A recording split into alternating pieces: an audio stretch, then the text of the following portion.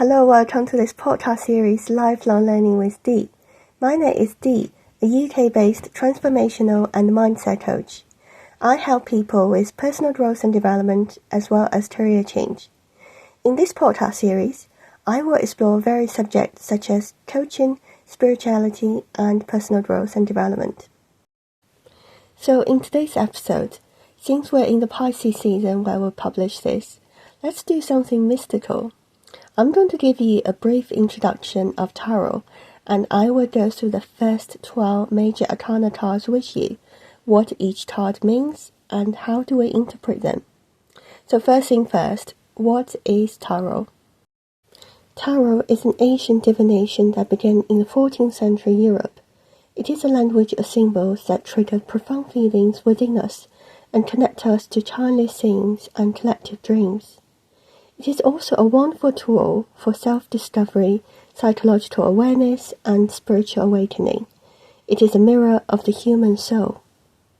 Traditional tarot decks consist of 78 cards, which includes 22 major arcana cards and 56 minor arcana cards, portraying symbolic archetypes that allow us to tap into our intuitions and gain clarity through tarot card readings. The word arcana means secret or hidden, while arca was a deep chest or box. So the major arcana are big secrets, and the minor arcana are little secrets. Each tarot card has a specific meaning, illuminating the energy surrounding you in this moment. The 22 cards of the major arcana represent the big life lessons and overarching themes in your life and your soul's journey, while the minor arcana are representations of trials and tribulations of our daily life and show the specific directions in the person's life and thinking. The minor arcana consists of 56 cards in 4 suites: wands, cups, swords, and coins from ace to 10, plus 4 court cards of the page, knight, queen, and king. Each suite deals with an aspect of human experience.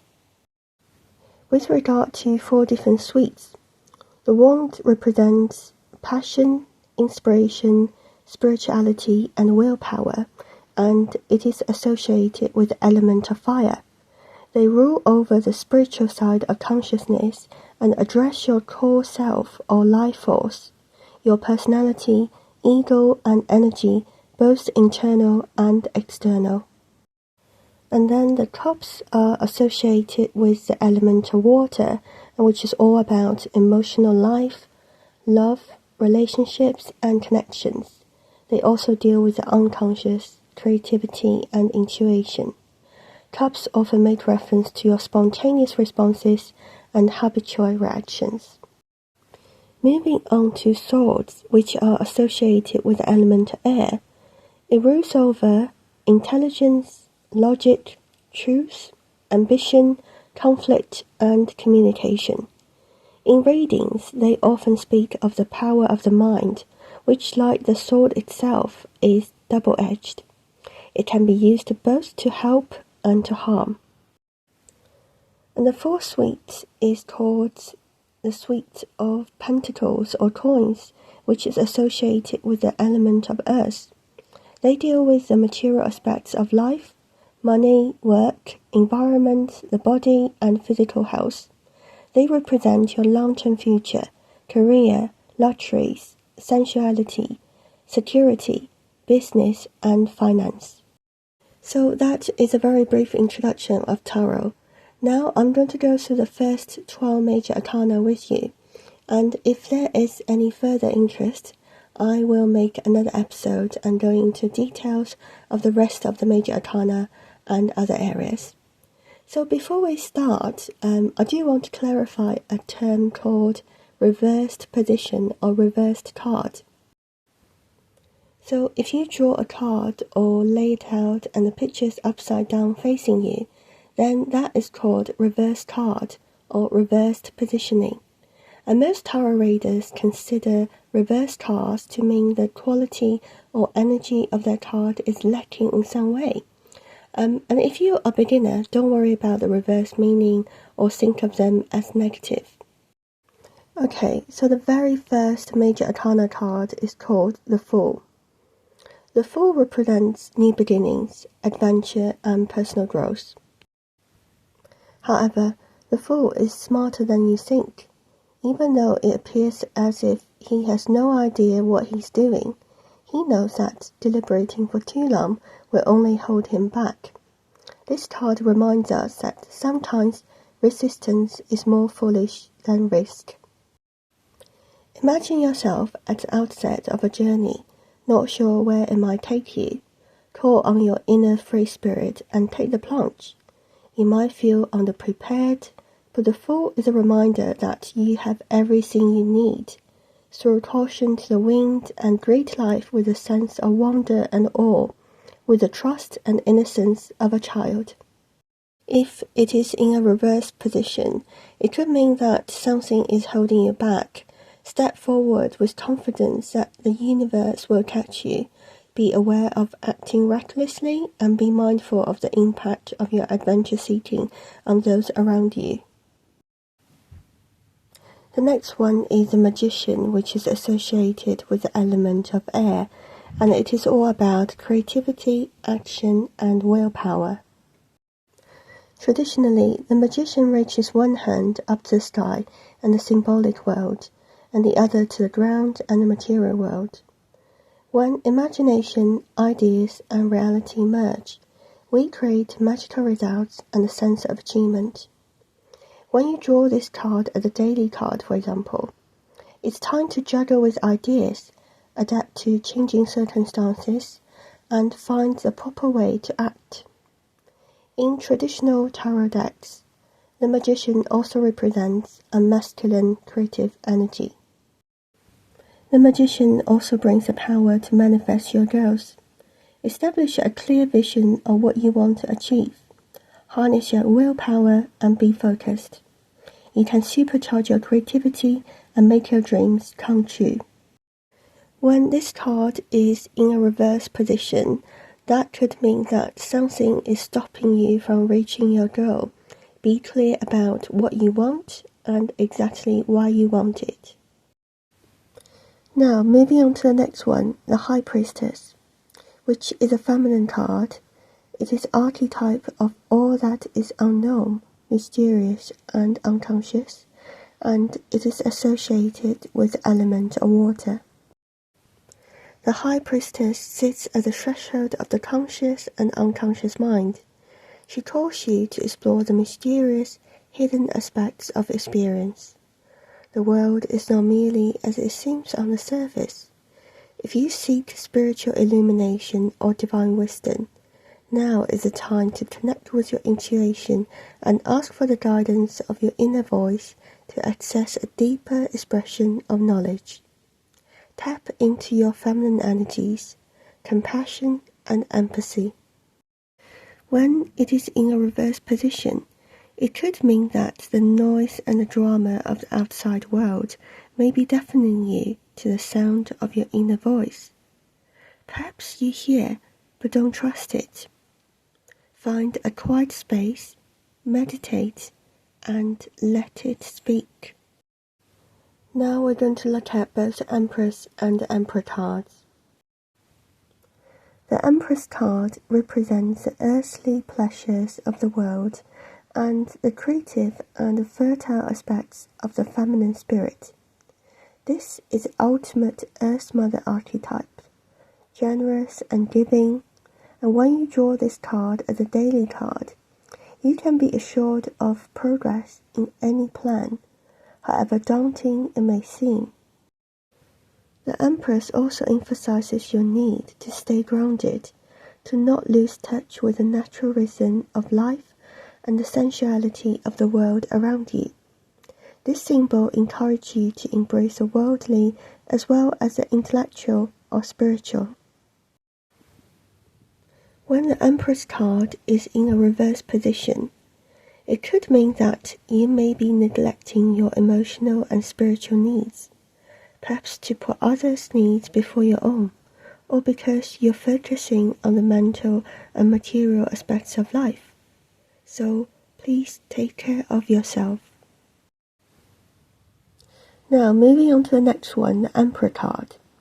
This card is all about structure, laws, leadership and authority. When you draw this as a daily card, it suggests that it's time to organize your life, be rational, forward-thinking and tie up any loose ends. You are in an ambitious phase and can make headway with any of your plans. The Emperor can also indicate that you are about to encounter an authority or father figure. This card may also signify that you will fall for a father figure type in a relationship. When this card is in a reversed position, there may be a lack of order or you may feel chaotic. The next one is the Hierophant, which is the archetype mentor and represents all these roles. He may be a religious figure, part of the establishment or a team or leader, but he is concerned with rules, belief systems and rituals. The Hierophant is also the symbol of traditional spiritual knowledge. You may be in the process of defining highly personal spiritual beliefs, but the Hierophant reminds you that it will be best to learn the fundamentals first. This may mean rediscovering and paying respect to past beliefs or working with a trusted guide to study the principles of spiritual doctrine. For now, stay within the boundaries of convention without adding your own touches or rocking the boat. If you draw this card reversed, it may indicate that you don't know where to put your face, or it could be time to make your own rules.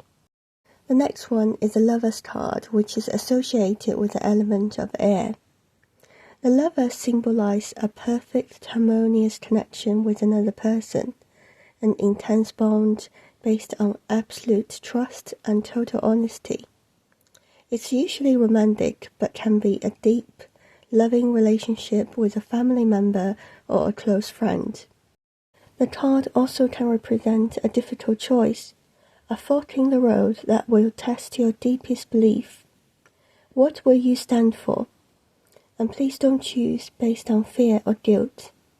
Be true to yourself and let your decision come from a place of love. When this card is in a reverse position, it could mean that you may be struggling to take ownership of the decisions you've made, or uncertain of the direction your life is going. Please remember, you are the master of your own destiny. Now, moving on to the number 7 card, the Chariot, which is associated with the element of water. The Chariot is a sign of encouragement. Now is the time to go for what you really want. When you draw this as a daily card, you will have the confidence to get what you want, or you might meet someone who gets things done their way. This might sometimes conflict with your own way. This card asks you to think about your own ego. How healthy is it? Or are you willing to get things done? Now is the time to draw on your own willpower and drive forward with purpose and determination. External forces may stand in your way or try to drag you off course, but if you stay strong and focused, you will succeed. When this card is in a reverse position, it could indicate that you may be struggling to truly commit to a project, or perhaps you are lacking direction or granting external forces too much power in your life. Now moving on to the next one, the Strength card. The Strength card is all about building up your inner resources. You have everything you need to succeed in life. The challenge now is to master your internal fears, worries and doubts. Practice kindness and compassion towards yourself. Be patient and let your internal resilience flourish. When you draw this as a daily card, it is also time for you to reflect upon how self-aware you really are. Do you have compassion for yourself? Can you forgive yourself for your faults? Can you take responsibility for your decisions, behaviors, and actions without feeling guilt or blaming anybody? When the Strength card is in a reverse position, it could indicate that you may find it hard to access your inner strength. Fear or lack of self-esteem may hold you back, so please focus on the positive and fill your life with people and situations that boost your confidence. Now moving on to the number 9 card, which is called the Hermit. The Hermit symbolizes a time when you turn away from the outside world to begin a period of self-reflection, soul-searching, or even a quest for spiritual enlightenment. This is a perfect time for you to reflect on your personal values and get closer to your authentic self. Whatever you're looking for when you draw this card, it is time to take a step back and think long and hard before committing yourself. What are your underlying motivations for doing what you're doing? Ask yourself what you truly want. Soul searching doesn't have to be a chore. It can be fun too. When this card is in a reverse position, you may have withdrawn too much from the world or become overly reclusive. It is time to emerge back into the world and reconnect with others. Now moving on to the Wheel of Fortune, which is all about destiny, karma, new beginnings, and breakthrough. So this card is a reminder that you make your own destiny. The cycles of life keep turning, change is the only constant. If you're open to new possibilities, you can turn fortune to your advantage and create abundance. When times are good, make the most of every moment. Stay optimistic, and if you're brave enough to look life straight in the eye, the universe will take care of you. When this card is in a reverse position, it may indicate that you might feel like you're out of luck. Perhaps you're resisting. Accept the change is inevitable. The wheel will soon turn again. So the very last Major Arcana card, which we'll be talking about in this episode, is called the Justice card, number 11, which is associated with the element of air. The Justice card is all about fairness, truth, law, karma, accountability, honesty, and consequences. All your actions have consequences. The Justice card calls you to account. If you have acted in accordance with your higher self and for the good of other people, you can rest easy. If not, it may be time to reflect on how your own actions have contributed to the situation you now find yourself in. Take responsibility, be accountable for what you have done, and you'll be treated with fairness and compassion. When you draw this card, you're being asked to take a rational view of the situation and avoid personal feelings. Justice asks us to look logically at ourselves. You should not be judgmental about your actions or someone else. If this card is reversed, it could mean that you are far from being able to think rationally. In fact, you're probably better off trusting your instincts than the judgment of other people.